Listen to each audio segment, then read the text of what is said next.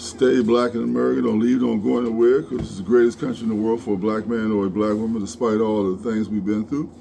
Talk about ARSENIO Hall versus the LGBTQ. I remember a program, a show here is back in the 80s. The show went from 89 to 84, where a bunch of gay or queer people got up and were complaining there wasn't a lot of gay people on this show, and why hasn't he done it? They were all white. He said there's been a lot of people who probably was gay on the show who didn't want to mention their sexual orientation. That mentioned that Elton John had been there and several other people been in the show. And he told them, he let them have this say and talk. Told him that, you know, Johnny Carson might couldn't handle that, or maybe Merv couldn't handle it, but he could definitely handle it. He's not going to run away from it. And blacks are the biggest minorities in America. The only people who came from slavery to freedom, to civil rights in this particular country. Went through all kind of racism. And they would get up like white, you know, gay men and express why someone wasn't on the show who was gay. You know, so he gave him his word, you know, he gave him his thing, he gave him his talk.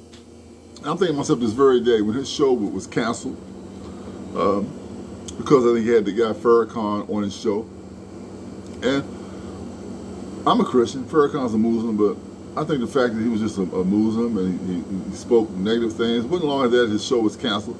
He had the top-rated night show in the United States. And he was there and then gone.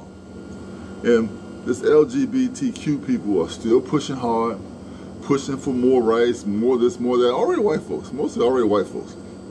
If anybody who's black who's in the LGBTQ, let me know if I'm missing something. But do that group ever talk about reparations for the blacks, which are in their group, the minorities, which are in that group? Because we're always minorities wherever we are.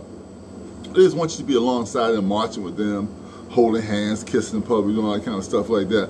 But they're going to help you put some money in your pocket, because mostly they don't want to help you put the money in your pocket.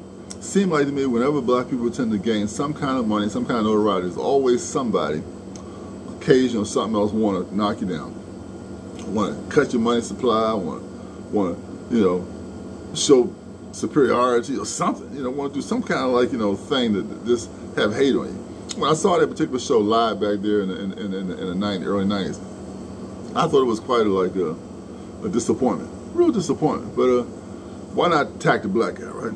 So all this speech to say is that we're those gay folks, we're those LGBTQ people at now, when black people should have gotten reparations, man, 100 years ago. I shouldn't have to be talking about it now in 2024, but I am. And to cut the thing really, really short, I'm going to go over something that James Baldwin said, who was a gay black guy, a very intelligent author, you know, brilliant speaker, wrote many books. He said this is a statement: to be African American is to be African without any memory, and American without any privilege. Didn't he hit it right on the button when he said that? Right on the button. No, me not gay at all. Me heterosexual man. Me heterosexual man, right? But that gay man, James Baldwin, he put that thing, he penned that thing perfectly, didn't he? Perfectly. And is anything different today, 2024, than it was when he penned it? Nothing different at all. Senator Hall's show lasted from 1989 to 1994, and abruptly ended under suspicion. You know, so that's where that thing goes. But reparations would be $206,000 per person in the United States, per black person in the United States, which means people who came from slavery to freedom. You know, when 1864, when emancipation came, we were free, and then those people who had to wait 2 more years, they called it June 10th.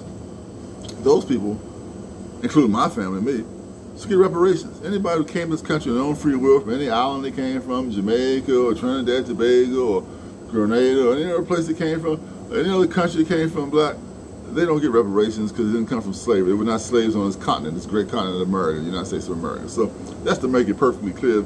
People don't understand that.